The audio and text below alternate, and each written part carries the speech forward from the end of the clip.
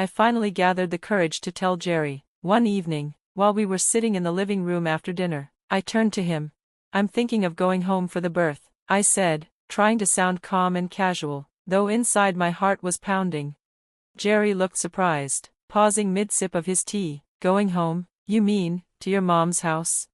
"Yes," I admitted softly. "It would be better for me, for the baby. Mom and my sister are there. I'd feel more comfortable and cared for." At first, Jerry didn't react harshly. He shrugged and said, "I guess that's fine, if it makes you comfortable. Sure, Mom's here, so things should be okay around the house." His quick agreement almost shocked me. I had expected resistance, maybe even an argument. Still, I didn't let myself relax completely. I knew my mother-in-law wouldn't take the news kindly. The next morning, while my father-in-law was reading the paper, I decided to bring it up with him as well. "Dad," I began, using the term he had asked me to call him since marriage. "I was thinking, it might be best for everyone if I gave birth at my parents' house. Would that be all right with you?" He looked surprised at first, then set his paper aside and nodded thoughtfully. "If that's what makes you feel secure, Emma, then I don't see any problem. A woman should be comfortable and supported during childbirth. Don't worry about anything here, Jerry and I can handle it." His understanding reassured me. For the first time in a while, I felt a glimmer of hope that things might go smoothly. But, of course, I had underestimated my mother-in-law. That afternoon, when Jerry mentioned it casually over lunch, her face twisted with disbelief. "What nonsense is this?" she snapped. "Giving birth at your mother's house? Absolutely not. My grandchild will be born here, under this roof." "Mom, Emma just feels more comfortable there," Jerry tried to reason. "Besides, her mom and sister can help her." "Help her? What am I here for then?" she shot back angrily. "Am I useless? Do you think I can't take care of her? Or is this some excuse for her to run away from responsibilities?" Her words cut deep, but I bit my tongue. I didn't want to fight in front of Jerry and my father-in-law. That night, however, she cornered me in the hallway. "Listen carefully, Emma," she said in a cold, firm voice. "You will not leave this house to give birth. Do you hear me? It will bring shame to this family. The wife of my son, the future CEO, running back to her mother like some village girl. It's disgraceful. Don't you dare think of it again." I was stunned. My body was trembling, but I managed to whisper, "It's not about shame. It's about what's best for me and the baby." Her eyes narrowed. "If you want to stay in this family, you'll do as I say." The next morning, before I could even gather my thoughts, she acted. She barged into my room, pulled the blanket off me, and ordered, "Get up. If you're so desperate to leave, then go." Still in my pajamas, barefoot, I barely had time to grab my phone before she pushed me toward the door. My protests meant nothing. She flung the door open and shoved me outside, slamming it behind me. I stood there in shock, the cold ground beneath my bare feet, my body trembling, not just from the morning chill but from the sheer cruelty of it. For a moment, I couldn't even breathe. Then, with shaking hands, I dialed my mom. "Mom," I choked out. "She kicked me out. She threw me out in my pajamas. I don't even have shoes." My mom's sharp gasp echoed through the phone. "Stay where you are, Emma. Don't move. I'm coming right away." I waited at a small diner nearby, my heart still pounding. When Mom and my sister arrived and saw me sitting there, disheveled and shaken, their faces hardened with fury. "Enough is enough," my sister hissed, gripping my hand tightly. "They won't get away with this." Mom nodded, her expression grim. "Don't worry, Emma, they've crossed the line. Now it's our turn." I didn't know exactly what they planned to do, but one thing was certain, trouble was about to come crashing down on my mother-in-law, and on Jerry, too. "I guess that's fine," Jerry responded nonchalantly, not even looking up from his phone. "My mom's here, so things should be okay around the house." His quick agreement startled me. For once, I had expected him to object, maybe argue, but instead he brushed it off as if it were nothing. Still, I knew my real battle wasn't with him, it was with his mother. Later that evening, I carefully approached my father-in-law. He was in his study, going through papers with his reading glasses perched on the tip of his nose. "Dad," I began hesitantly, "I've been thinking, maybe it would be best if I went home for the delivery. Would that be all right with you?" He looked at me in silence for a moment, as though weighing his words carefully. Then he nodded. "If that's what you want, Emma, then it's probably the best decision. A woman should feel comfortable and supported during childbirth. I won't oppose it. Relief washed over me, and I almost teared up. Thank you, I whispered. Could you, perhaps speak to your wife on my behalf? She might not take it well. He removed his glasses and sighed. I'll tell her, he promised. His calm, steady tone reassured me more than anything Jerry had said in weeks.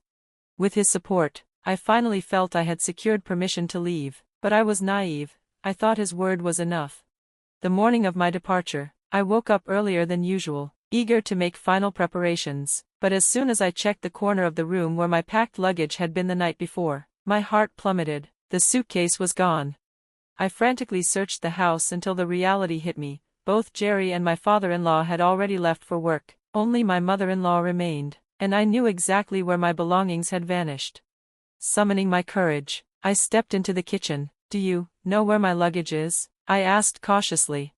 She turned to me with a smirk that sent a chill down my spine. Oh, that luggage? I got rid of it, she snapped. You don't need it. I don't need a daughter-in-law who causes trouble in my home. If you want to leave so badly, then leave, but don't ever come back.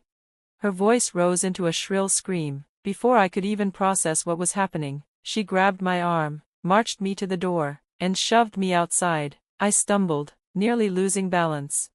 Get out, you're nothing but a burden, she yelled. The door slammed shut behind me, and I heard the metallic click of the lock sliding into place.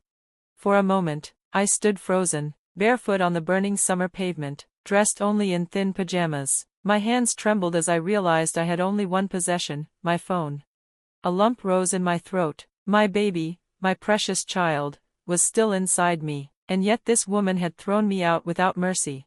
I forced myself to move. The ground scorched my feet as I hurried toward the nearest diner, each step painful, each breath heavy with disbelief. Once inside, the air conditioning felt like salvation. With shaking fingers, I dialed my mom. Mom, my voice cracked. She kicked me out. I don't even have shoes. There was a sharp gasp on the other end. Stay right where you are, Mom commanded. Don't move, I'm coming.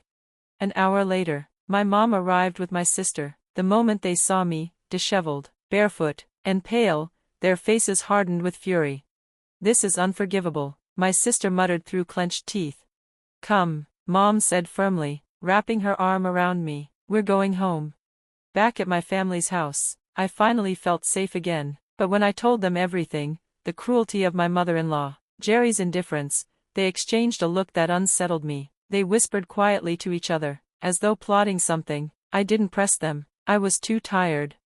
The next morning, as I stepped outside to fetch the newspaper, I froze. There, kneeling on the front steps, were Jerry and my mother-in-law. Emma, I'm so sorry, my mother-in-law cried dramatically. Please don't sever ties with my husband's company. I'll do anything. Emma, I'm sorry too, Jerry added, his voice desperate. Can we please continue business with Dad's company? Business? I blinked in confusion. What business? Just then, my mom and sister appeared behind me. Mom's sharp voice cut through the scene. What on earth are you two doing, causing such a ruckus this early in the morning? Her glare was fierce. And what's this about resuming business? To keep the neighbors from gawking, Mom invited them inside. The air grew tense as we all sat in the living room. Jerry finally spoke up. Would you please consider continuing business with my father's company? Without your contracts, his group is suffering. My eyes widened. I turned to Mom. Wait, what does he mean? Are we doing business with their company? Mom gave me a knowing look. Yes, we've been working with one of their subsidiaries for years. It's one of their top branches. In fact, we're their biggest client. Jerry nodded, looking ashamed. I didn't even know until recently. But Emma, without your mom's company, our business is in trouble. The revelation hit me like a thunderbolt. I realized then why their attitudes had suddenly shifted. It wasn't love, nor guilt, it was desperation. But Mom wasn't moved. Her expression hardened. I cannot continue business with a family that threw my daughter out barefoot, with nothing but her phone. That's unforgivable. I'm cutting all ties. My mother-in-law's face turned ashen. She collapsed to her knees. Please, I beg you, I'll do anything. Just don't stop the dealings with my husband's company. My sister crossed her arms and smirked. Anything, you say? Fine. Then you'll agree to Emma's divorce. And of course, alimony and child support are non-negotiable. Her words echoed in the silence. I glanced at Jerry. remembering his callous remark just days earlier, "It's what you deserve." That was the moment my heart had finally let go of him. My mother-in-law clenched her fists. "Even if it means agreeing to divorce, will you resume business?" Mom didn't flinch. She pulled out her phone, dialed a number, and put it on speaker. "It seems this woman agrees to my daughter's divorce," Mom said coldly into the phone. My father-in-law's voice came through the speaker, calm but chilling. "Got it, Maria, I'm divorcing you, and Jerry, you're fired." The room went dead silent. My mother-in-law gasped, clutching her chest, while Jerry slumped into his chair, pale as a ghost. Mom turned to them with steely eyes. "I cannot forgive the way you treated Emma. Consider this the punishment you both earned." From that day forward, their downfall was swift. My in-laws divorced. My father-in-law used the best lawyers to strip Maria of her privileges. Jerry lost his job, his income, and his father's support. Eventually, both he and his mother were reduced to living in a cramped one-bedroom apartment, surviving on odd jobs. Their once lavish lifestyle had vanished like smoke. As for me, I returned to my family's company, helping my mom and sister while preparing for the arrival of my baby. Months later, I gave birth to a healthy baby girl, surrounded by love and care. I did inform Jerry of her birth, but his only response was silence. He never followed up, never asked to see her. All I expect now is for him to pay child support. The rest? That's for me, my daughter, and my family. We're moving forward, stronger than ever.